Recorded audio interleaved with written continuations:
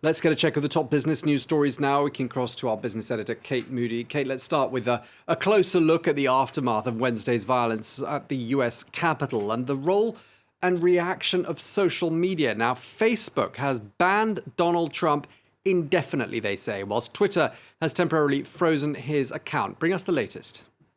Well, Tom, those platforms say that the outgoing U.S. president has violated their user terms by once again questioning the results of the presidential election and inciting violence. They, along with Google's YouTube, removed some of his posts and videos yesterday, including that rather half-hearted call for rioters to go home while they were taking the Capitol building by storm. Now, the 12-hour block of his Twitter account has now ended, although Trump has not yet tweeted today. Facebook, though, has said that he will be blocked from its platforms indefinitely. The CEO of Facebook, Mark Zuckerberg, writing that the president had used the platform to condone rather than condemn the violent actions of his supporters and that he was trying to undermine the transition to the Biden administration. Zuckerberg writing, "We believe the risks of allowing the president to continue using our service are too great. Therefore, we're extending that block indefinitely for at least the next 2 weeks." Now, both Facebook and Twitter have in the past defended their decisions to allow Donald Trump to continue using their platforms to post violent or false claims.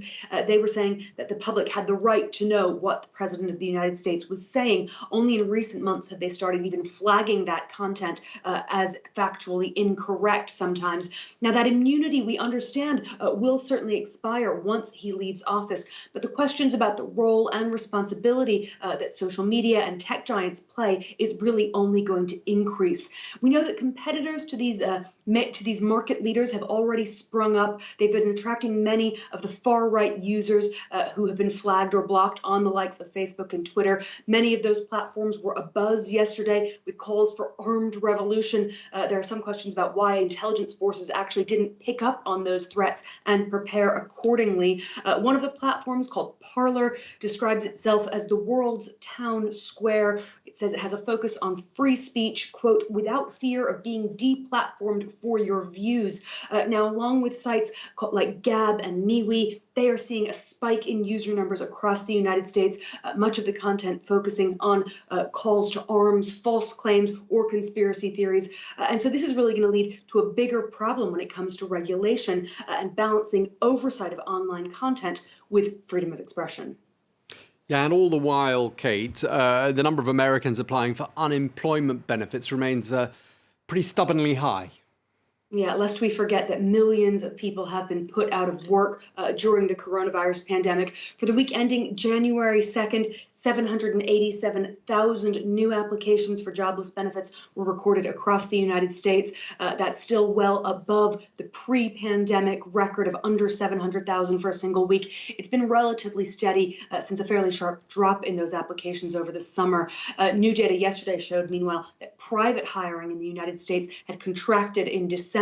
That's for the first time in about 6 months. Now, just over 19 million people are still claiming unemployment benefits. That includes self-employed and gig economy workers who had risked losing access to those benefits.